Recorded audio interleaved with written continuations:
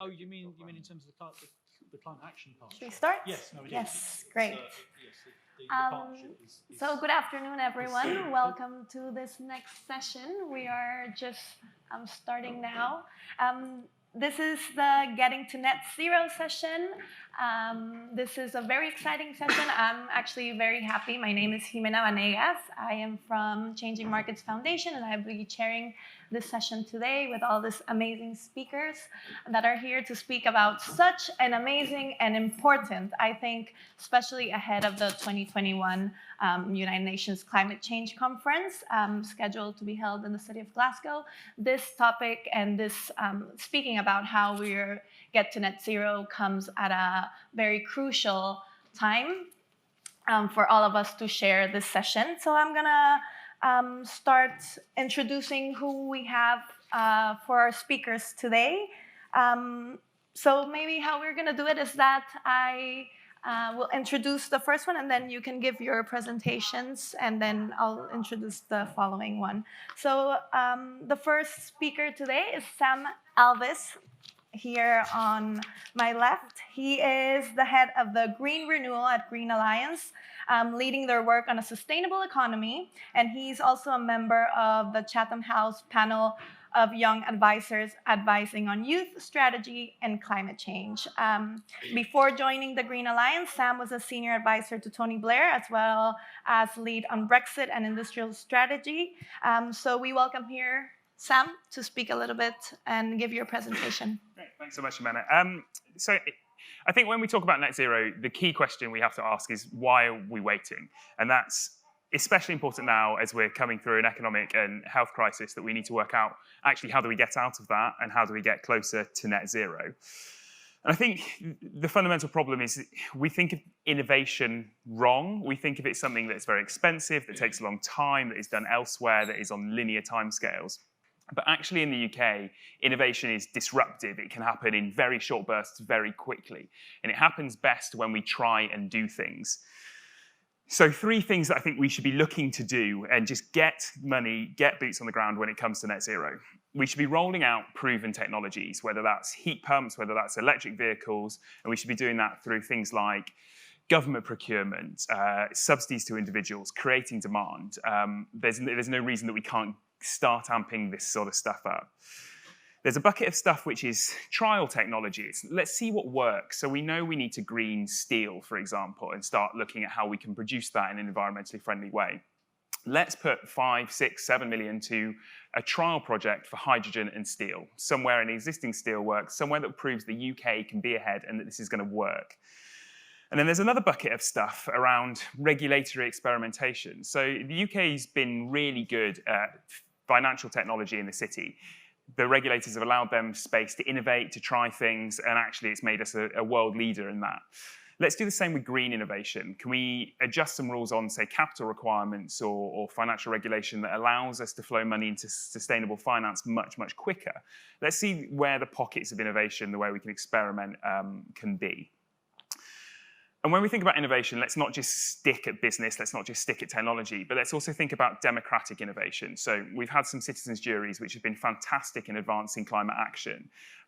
Let's now take those a little bit further and start talking about tax, behavioural changes in depth with the populations that we know are going to need to take action, and particularly the ones that we're concerned about who might lose out from climate change. And then let's move on to governance innovation. So at the moment, we haven't integrated net zero into the way that government makes decisions, the way that it budgets, the way that it makes policy. So we've got a comprehensive spending review coming up in November. There's no reason that we can't put carbon budgets on the same pegging as financial budgets. So we're saying to departments, this is a great proposal, it costs X million, but we're not going to allow it because it doesn't fit with our emissions trajectory. Let's make sure that we're putting net zero in governance innovation as well. And then finally, I think a lot rests on the environmental sector, because actually we've got this wrong over the last few years. We've not talked enough about innovation. We've not talked enough about trial and test and innovation.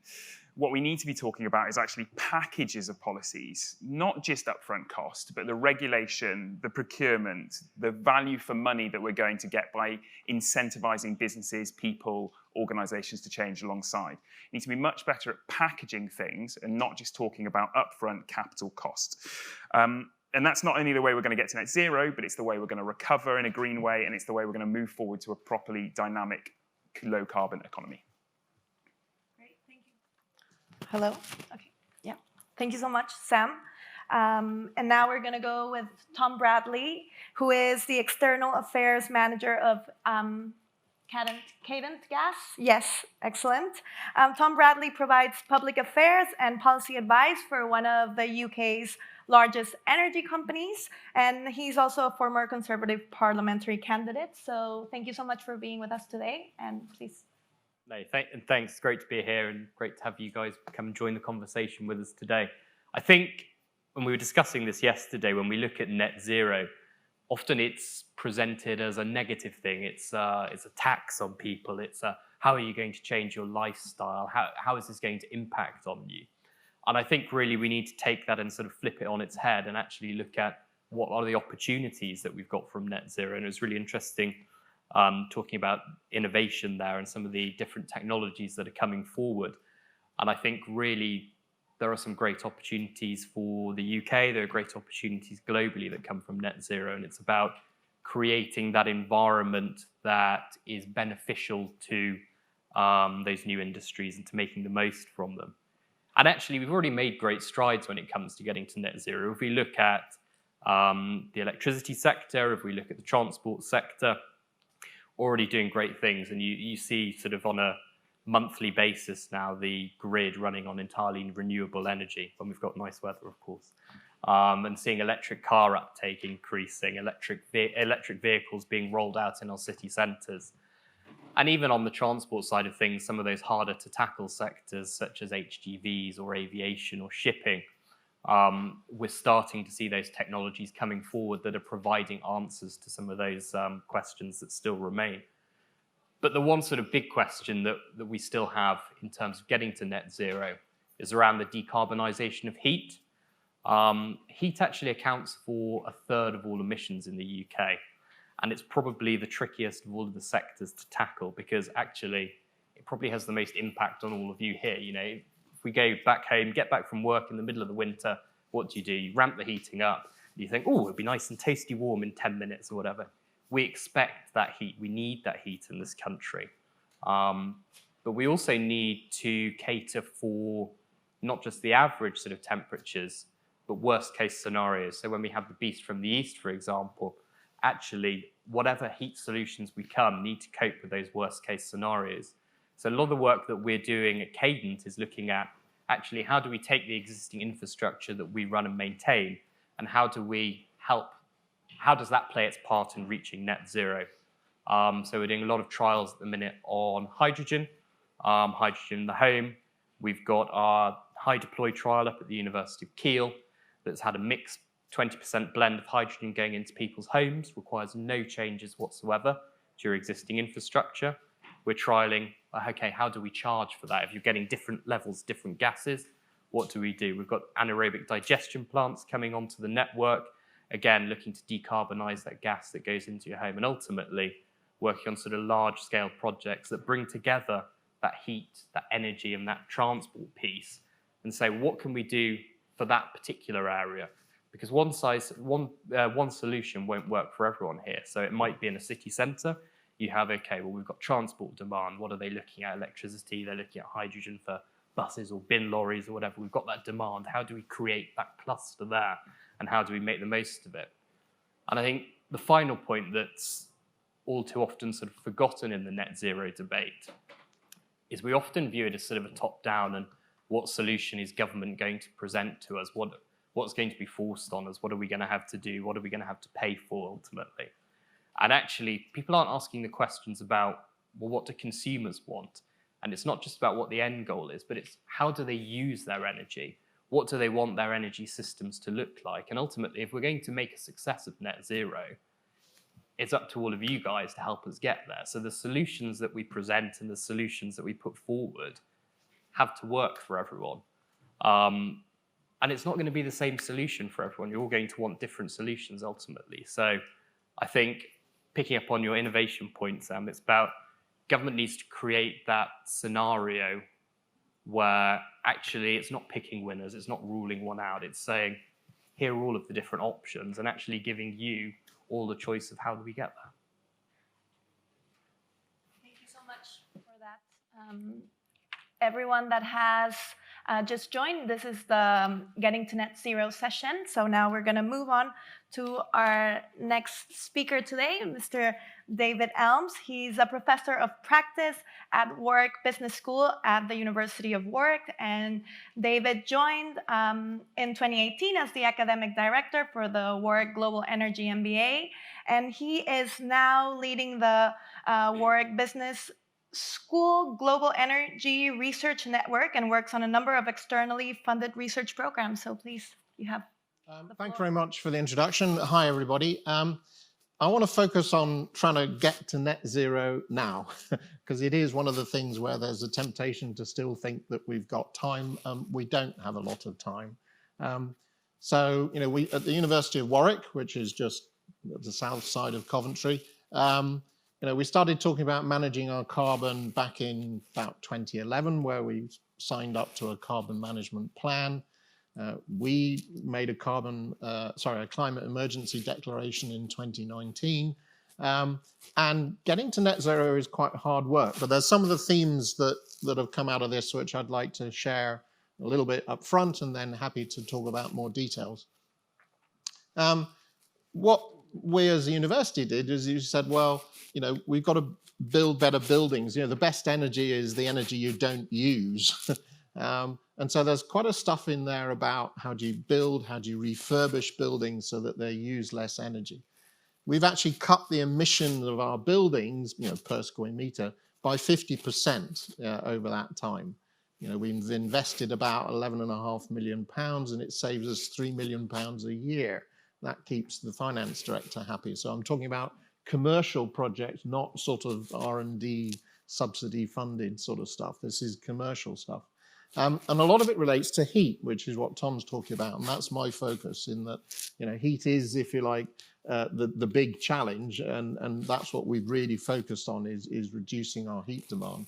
And then, you know, picking up what Sam was talking about, we are a sort of campus university where we sort of pretty much own everything and so on. So we're able to do some of the things that are much more difficult in the rest of the country, where you have lots of different suppliers and companies and owners and network companies and distribution companies and all that stuff.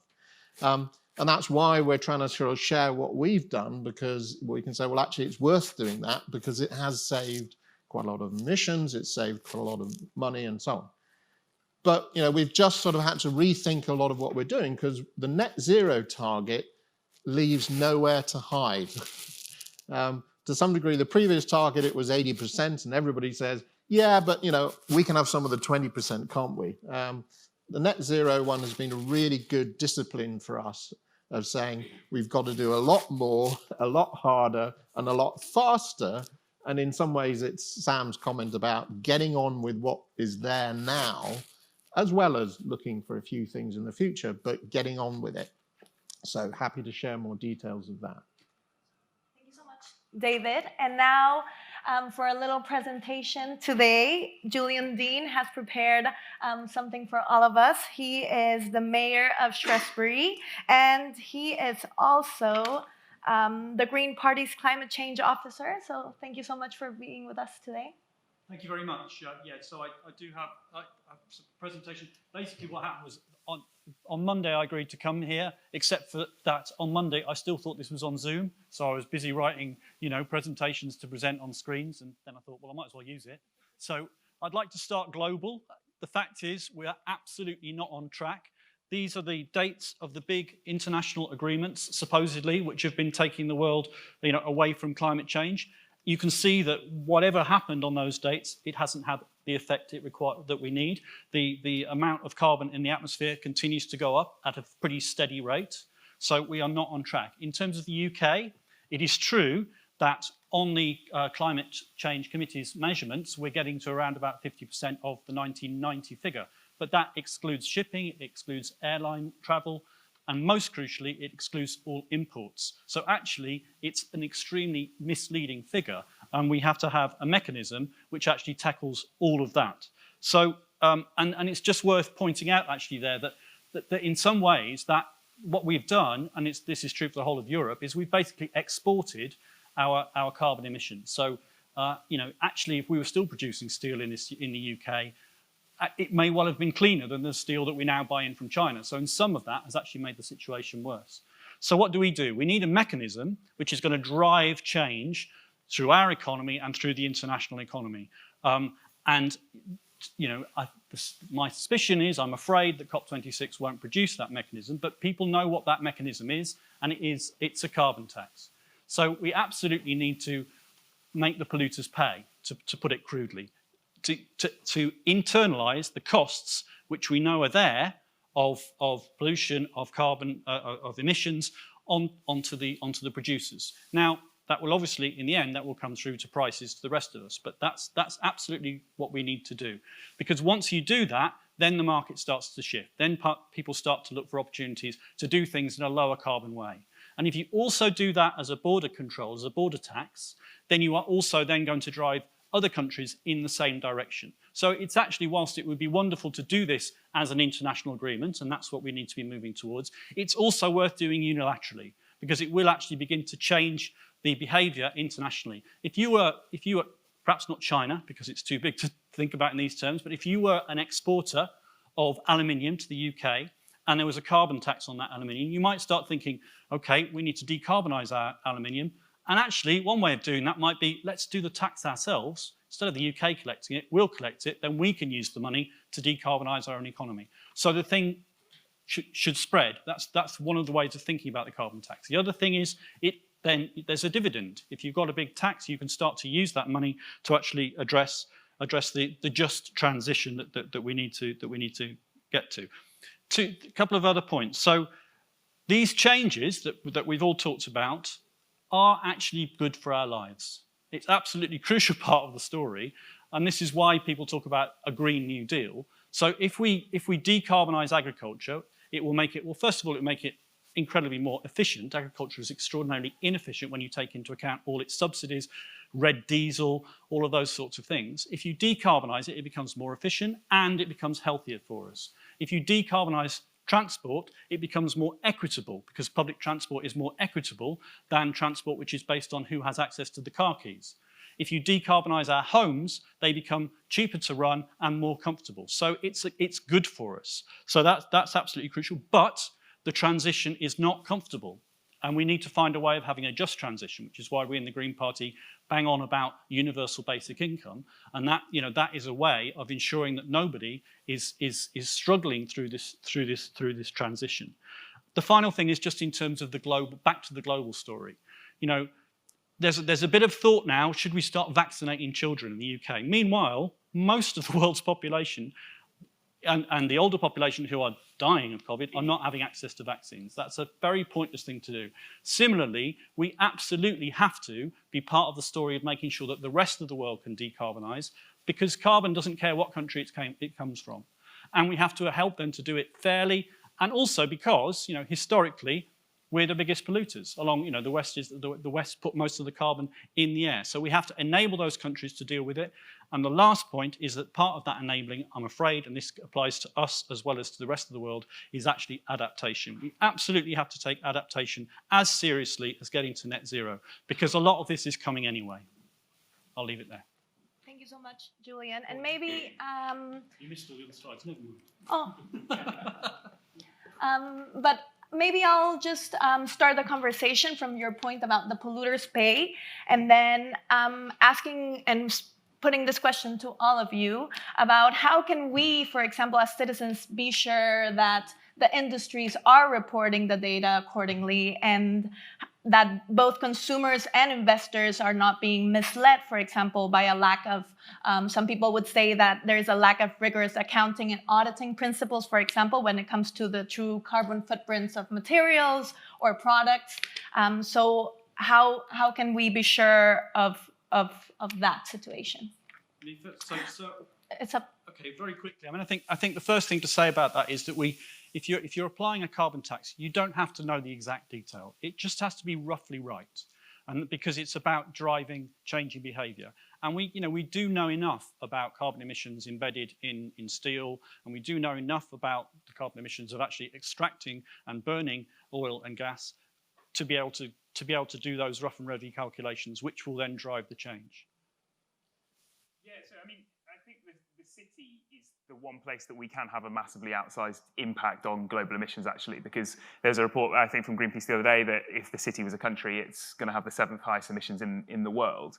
But the UK, I think government recognises that. They recognise it's a strategic advantage, and they're doing a lot. So we've got the task force to rule out greenwashing, which is to standardise some of the definitions around sustainable and ESG, which is a great step forward. We've got work coming on a UK taxonomy of what is a green investment. It's really encouraging as well. But actually, and that we've also just made disclosure of climate-related risk mandatory. So all these things are very positive steps.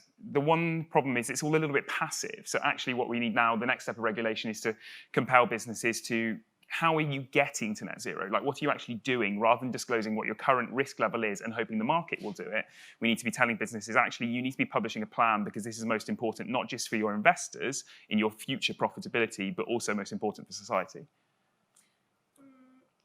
But how, and maybe I'll point, or whoever wants, but how do we make sure that once this, speaking, for example, about greenwashing, like, how do we make sure that they are not just co-opting this sustainability language or this messaging, and actually applying this new changes or this policies? Because at the moment, for example, there is a lot of greenwashing within like so many industries. And so how do we get to the next step where this is also crucially important and not just some like new trend that comes into the space? Yeah, I mean, so I think by looking at green on its own, we can be a little bit distracted about what greenwashing actually is. So it's a case of advertising, right? And actually in the UK, our Advertising Standards Authority is very good. You can't sell something that is really, really bad for you and claim it's healthy food. And in the same, but we haven't gone through that process for greenwashing. And that's what this task force is going to do. It's going to set advice for the regulator to say, actually, businesses, you can't say this is healthy, you can't say this is green, you can't say this is sustainable because it's doing X, Y, Z. So with that regulation, businesses have no choice but to be transparent. I mean, I think you're right. A few years ago, the standards around this were a bit like the Wild West. It was everybody claiming whatever they wanted to, and there was greenwash all over the place.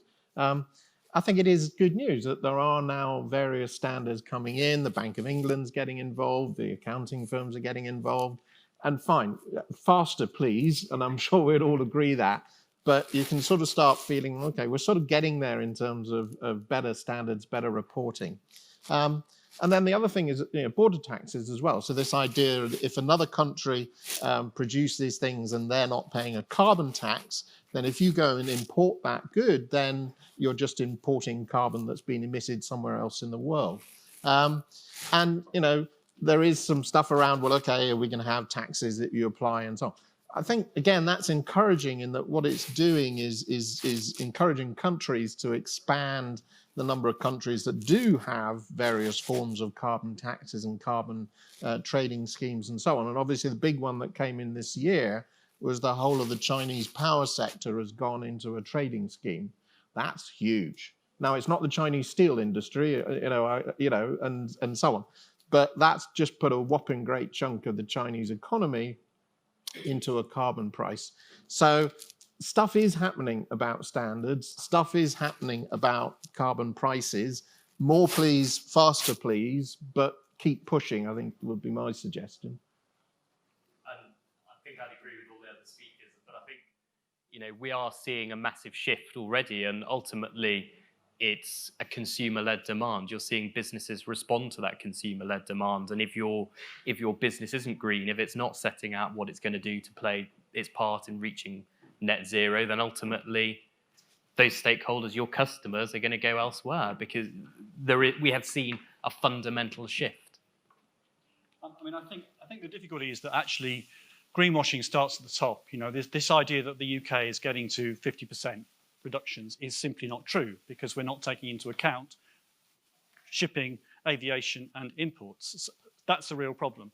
but I think it's about what mechanisms you use. So the carbon trading, it's a step forward. But what we've seen in Europe, in Germany, for example, is that because the trading hasn't been expensive enough and people can argue about it and they can do deals and get exceptions, actually coal is still really significant in Germany. It's crazy. So, and that is a result in part of the mechanism that has been chosen, which is why so many NGOs now are saying, actually, let's get to a carbon tax, because that will actually, so you need the right mechanisms to attack the problem.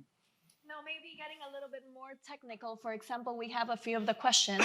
What changes need to be made to infrastructure, and how can we do this a bit more rapidly?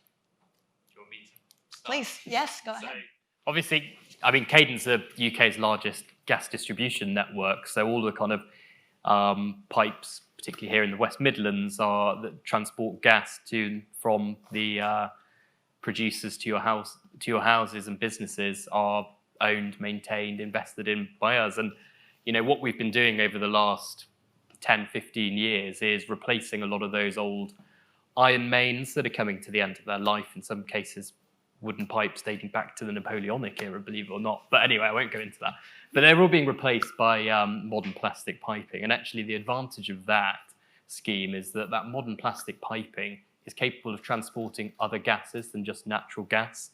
So we're making our network fit for the future, and it could be biogas, it could be hydrogen that we're transporting. All of that infrastructure that we're putting in place now is ready for that future scenario. The one piece that's missing, and the one ask that we have of government, is actually when your boiler breaks down, it's an emergency decision. You don't sort of spend days and days and weeks researching what you're going to get for your new heating system for your home. It's a case of, oh no, I've got no hot water, I've got no heating, I need this solved now, and I need it solved relatively cheaply because I don't have £10,000 sat in the bank waiting for this next investment.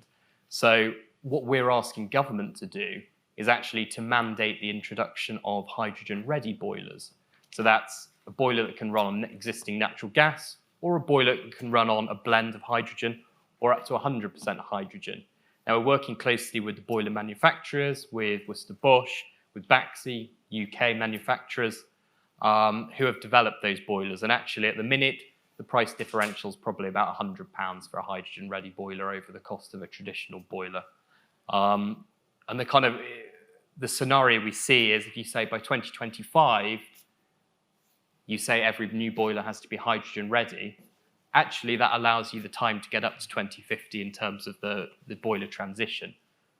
But we kind of compare that to, if you think about HD TVs. So if we think back to before we had high-definition television, government mandated from this date, all new TVs are going to be HD ready. None of us knew what it was. But when someone flicked a switch, suddenly we were watching HD TV, and you didn't have that sudden change and sudden investment that needed to be made. Yeah, I mean, for me, the infrastructure question, there's big infrastructure, national infrastructure like pipeline networks and so on.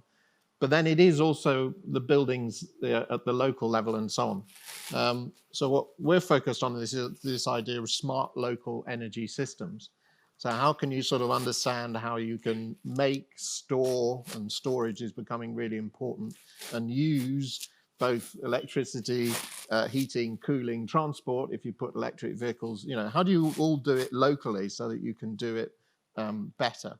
And that, using our campus as an example, that's what's one of the things that's helped us cut our emissions in half and all that sort of stuff. Now we're starting to have to do the smart stuff, which is where you start saying, well, okay, if we need something, if we need energy over here, then we can sort of dim down what's being used over there. And that's what's necessary to get to net zero, is to not just replace the infrastructure as and when we can afford to do so and so on, but it's to use that in much smarter ways where you're integrating across the different sorts of energy that we use. And you need to do both to get to net zero. You can't just, it's extremely expensive to just do it on changing infrastructure alone. Just not specific infrastructure, but how we make infrastructure decisions, because we need to do everything, right, across all the sectors. So first is that government needs to have a bit of a wider definition of infrastructure than it does at the moment. It's not just like big shiny plants that Boris Johnson can stand outside with a hard hat on. It's, yeah, exactly. It's like home energy efficiency is the most important thing we can be doing. It employs the most people, but it looks really boring. It's like stuff just put in your walls. And we should also be including like our natural environment in that. Flood defences, restoring peatland, restoring forestland, like all this stuff is going to help us get to net zero, but it's a different definition of infrastructure. Second, make sure that money just flows through local partnerships. Infrastructure is going to look different wherever it is, what the priority is, how it's delivered, solutions depending on what your housing stock is made out of. Let's make sure that money's going through organisations like the UKU Infrastructure Bank alongside local authorities so it can be tailored.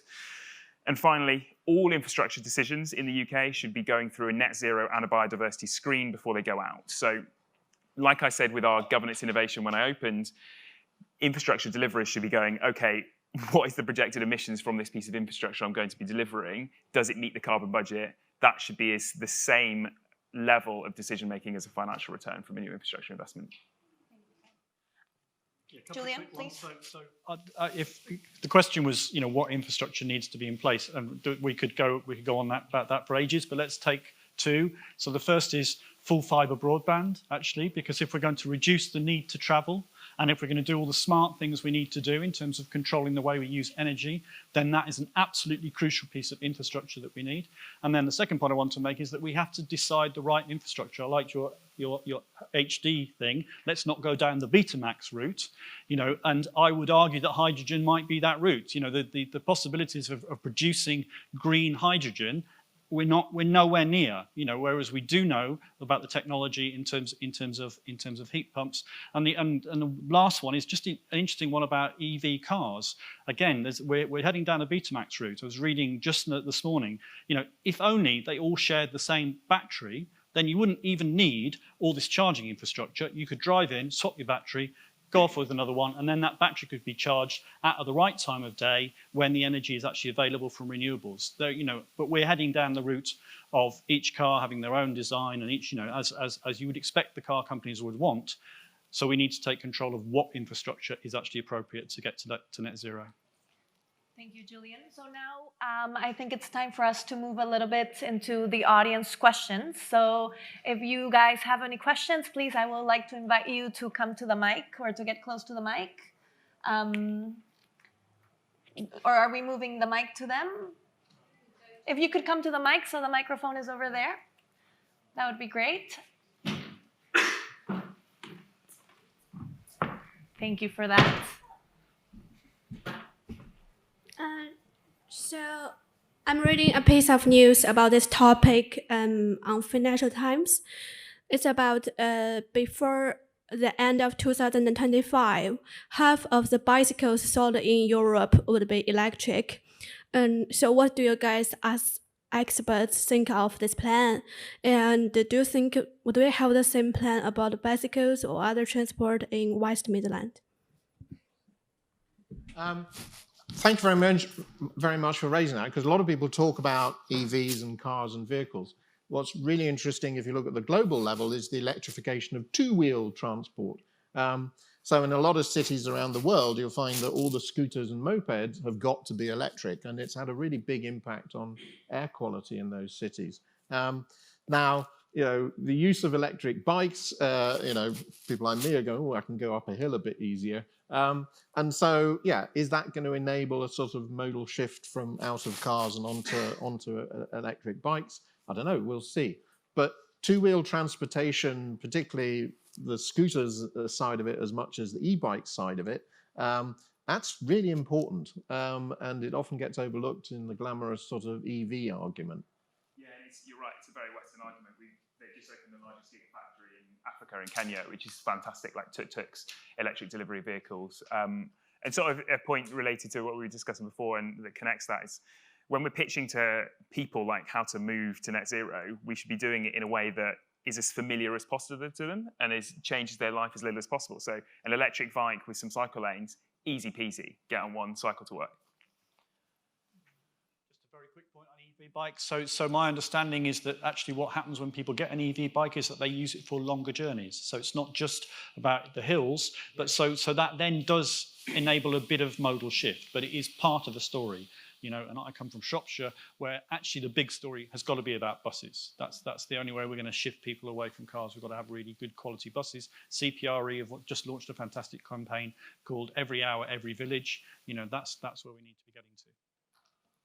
We have one more question from the audience. Yes, this is to Julian. And I wanted to ask what he thinks will happen with the carbon tax. Will it be used to reduce other taxes, or is it just going to increase the net taxation on the economy as a whole, in which case we all get poorer, which I don't think is the answer. Turkeys will not vote for Christmas. It's a huge question. And I think that there is an element of it that absolutely the dividend needs to be used to support investment and to support the rest of the world, just transition. But there is part of the story that all of this is about living within our means and therefore consuming less. And if that is part of the result, and you can describe that as being poorer if you want to, but it doesn't have to be described in that way because it does not necessarily mean worse lives. But if part of the result is that we consume less, then actually that is a requirement for us to get to net zero. We cannot get to net zero without tackling some of that consumption, without shifting our investment from consumption to investment, like a wartime economy in reality. Maybe following that question, some people would say that this shouldn't be exactly to consumers and normal, everyday citizens. It should be more to companies. Which is true, but of course we all know that the prices will be passed on. And there's only so much that those companies will take without collapsing before they pass those prices on. It will impact us. There's no question about that. So we then have to find a way of supporting people, UBI, and other ways of supporting people. And taking George Monbiot's phrase, which I think is a beautiful phrase, that we have to move to a world of private sufficiency and public. I've forgotten his phrase now. Public wealth, public glory, if you like. It was a better word than that. But so that we can, the luxury, public luxury. That's where I think we have to end. That's where we have to move towards. I think more generally, if we're looking at taxation and economic models, we talked about sort of nascent technologies and the technologies of the future that are going to help us to get to net zero. If we look back to, say, renewable energy, wind, for example, and the contracts for difference scheme that was set up there are actually ways in which government can introduce economic measures, taxation, regulation, all the rest of it, to help support those industries until they are at a competitive point. And I think, on your point, sir, about sort of turkeys voting for Christmas, in instances like that, you have to be very clear of, okay, well, what is the purpose behind that regulation? What is the purpose behind that taxation? And actually, it needs to sustain an industry that is ultimately going to be self-sustaining to build it to that point. Thanks so much, Tom. So we're going to move into the next question. And how do you explain this to the hey man? How does this conversation translate to being easily understood, and what practical steps can we take? Often the discussion and terminologies can go above people's heads, so making it easier to ignore. So how do we do that and we expand this understanding of getting to net zero? I'm actually going to agree with the question rather than solve it, in that there's been a lot of discussion about let's change behaviors and so on. It's really tricky when you're talking about stuff to get to net zero. Two reasons. One is it isn't always the thing that's at the top of everybody's mind all the time. And then the second one is when you ask people what they think they should do, it's often not necessarily the thing that is going to have the greatest impact. So, we've done work where we ask people, if you're going to save some energy, what would you do? And they tend to say, turn the lights off. But we've reduced the efficiency, our lighting's much more efficient these days with LEDs and so on. So actually that's not necessarily the most useful thing. It's still a good thing, but it's not the most, it doesn't have the biggest impact. So I would agree with this question by saying, actually, we've got to be quite careful about what is it that we choose to ask people to make conscious choices of.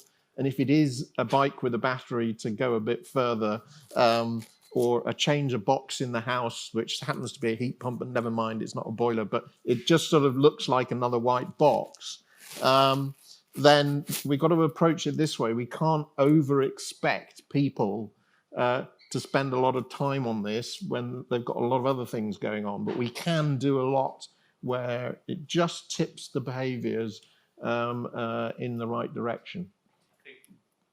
I think that's absolutely right. And I think if you look at the decarbonisation of electricity, a lot of that's happened without consumers having to change their behaviour. So you get home, you flick a light switch, the lights come on. But, well, hey, it's now green electricity powering them as opposed to dirty electricity. And we actually did a really interesting piece of work with the think tank Bright Blue at the end of last year. And it sort of did a focus on consumer behaviour and consumer attitude. So it looked at what do sort of people think is going to green the economy. And, you know, there were various things, you know, people think recycling is the answer, or various bits and bobs. But it also looked at what behaviours are people willing to change. And actually, a lot of those sort of fundamental behaviours, people don't want to change. People like how things are. People expect things to work in a certain way.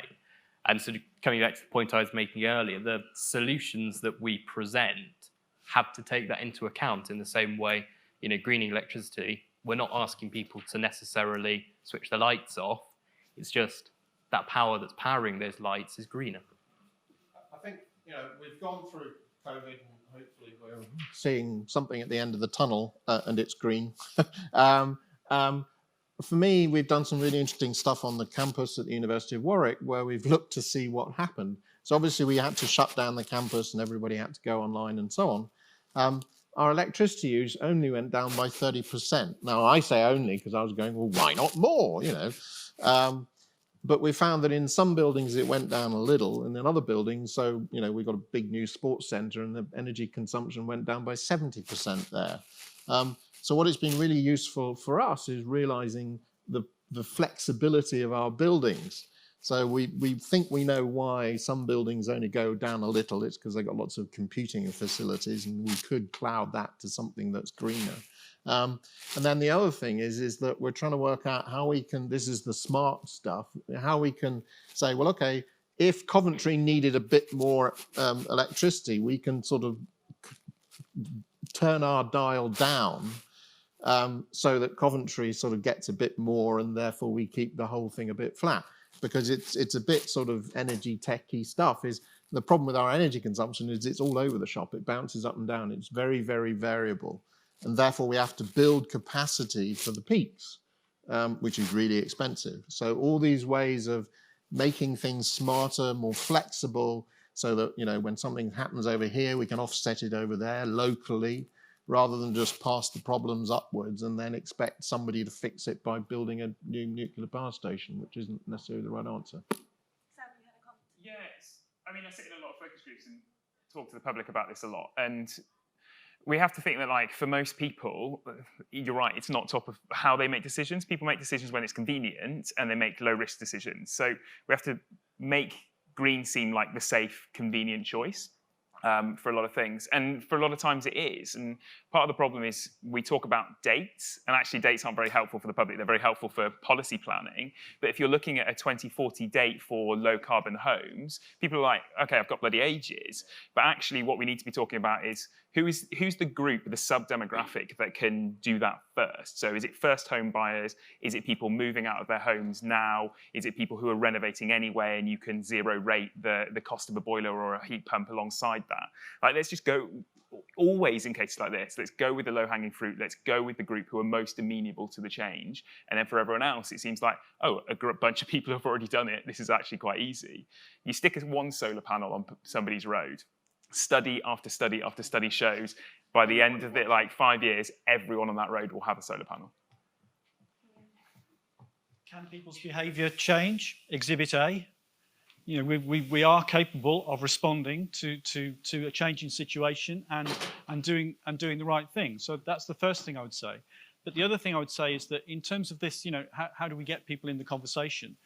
I mean, there are so many conversations that need to be had. And as a local councillor, part of the story is absolutely about co-creating, co-producing the schemes that we need to get to net zero. So in my neighbourhood, we're looking at a livable neighbourhood, a low traffic neighbourhood, sort of no driving through in order to evaporate some of the traffic, reduce journeys, make it easier to walk and cycle. That has to be co-created. That requires really good consultation, conversations on the doorstep, time and time again. Similarly with social housing, the business of decarbonising of housing probably needs to start with social housing because there's a scale there, and there's elements of the state and housing providers who can be encouraged to do it, but it absolutely has to be done with the tenants because it's very disruptive. It would be lovely if it was just a matter of swapping out the boiler for a heat pump and not saying it's a different piece of technology, but actually it involves a lot more than that. There's the insulation, there's and absolutely, or not just social housing. I mean, we have the leakiest housing in Europe, so there's exactly.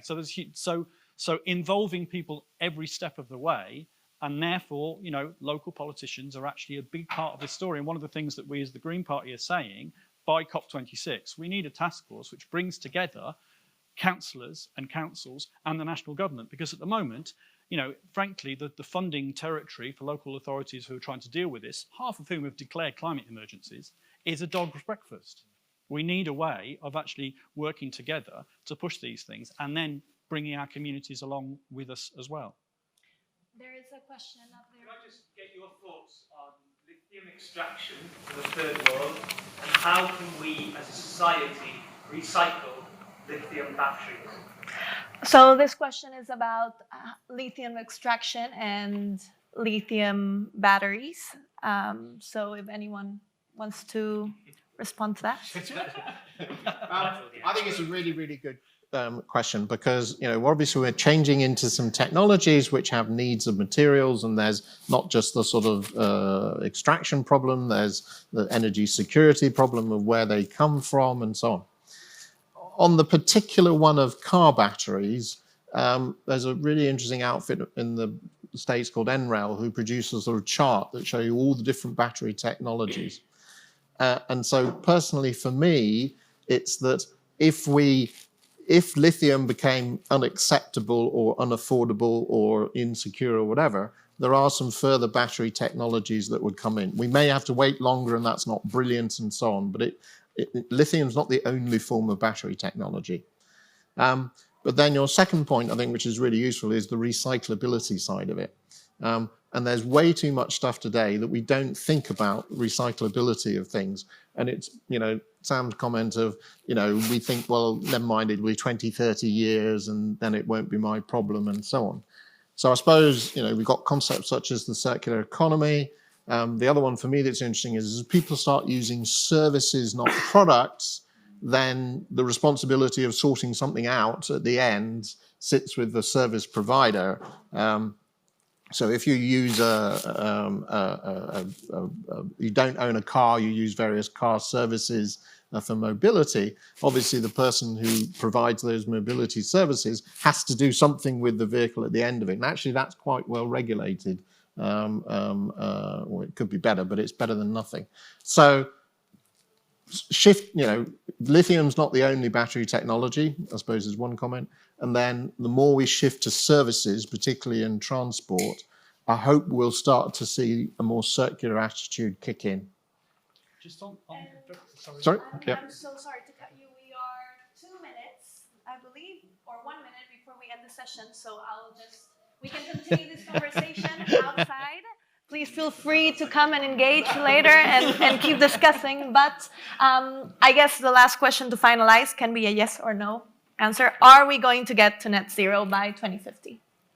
You can say yes, no. Go. Is it the UK? Or? The UK, yes, in this case. Yes. It's going to be really hard work, but quite fun. maybe. Yes, it's exciting. Exciting. Thank you so much, everyone, for joining this session on Getting to Net Zero. And thank you again to our lovely and amazing speakers. And thank you to the audience. And we'll see you next time.